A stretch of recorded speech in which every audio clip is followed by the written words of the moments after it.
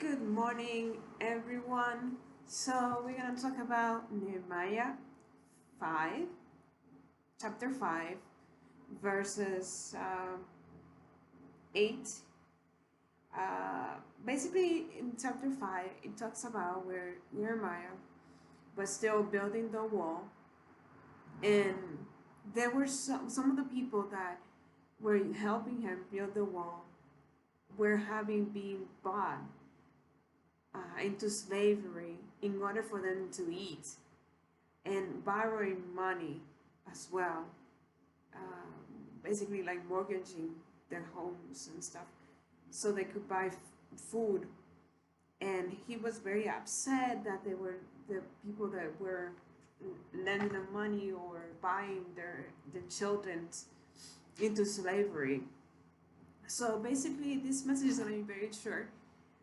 What I understand or what I got here from this chapter, what it, it allows me to see what God has in store for this chapter today, is that the enemy will buy you with things of this world, with money, you know, with things that will uh, enslave you.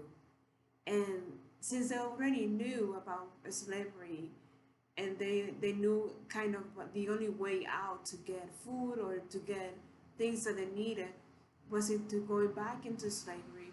And that's exactly what the enemy wants to do. He wants to enslave us, to bring us back to where we were, to bring us back to what we know, what we're accustomed, the only things that we know about. And he tries to do that by buying us with things of this world, with money. But Jesus, on the other hand, he is the awesome Redeemer. He offers us the freedom. He offered our freedom when he died on the cross, when he shed his blood for us. And he wants us to see that. He wants us to see that it's not about money. It's not about, his kingdom is not about making you a slave, but it's making you free and to think and to act freely and to do the things that you want with him in your heart, and that will be beneficial to you and fruitful, and uh, you will progress in the good ways and the good things and the clean things. Meanwhile, Satan, when he buys you, you go back to the things that you were used to doing. Like you were used to drinking, you will go back into drinking. You will go back to doing bad things, smoking, whatever bad habit you had. He will buy you to do those things, and that's not what God wants. Also, bringing this back or relating this chapter 5 from Nehemiah to Matthew 5, it talks about verse 3, Matthew 5 3, it says, "They are blessed who realize their spiritual poverty."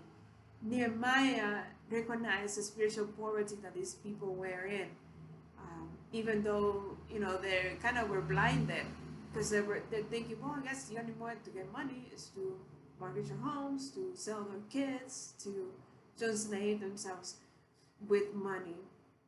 And those are the people that were letting them borrow the money were oppressing them, and they just didn't realize. But Nehemiah heard their cry when they were saying that they were being enslaved, and he put this on their hands and like, you have to know what you're doing, um,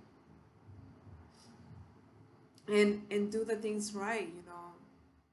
It says here in Nehemiah 13, towards the end, it says, "May God shake him out of his house and put the things that are his, and let that person be shaken out and empty." Uh, so, in that verse, I'm not sure I didn't mean to do that. But anyways, he just basically wants us to enslave us. He basically wants us to be distracted by the things of this world and to be bought by him with things that only cover our minds. And that's not what God wants. God wants us to be free, fruitful, multiply, to be in abundance, to be clean, to be pure, to be holy, because He's a holy God, just like it says in the Word.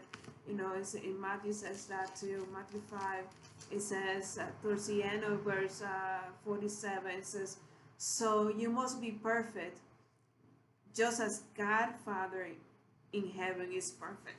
So God wants us to be perfect. He wants us to be good in every shape and form. He wants us to be genuine, to be ourselves. And He allows us to think. Not, He doesn't enslave us. He doesn't push us down.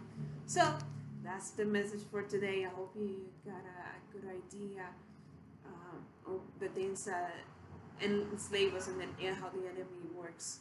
So have a blessed day, and remember, God is for you. He wants to bring the best out of you and to be fruitful, multiply in all the best areas of your life.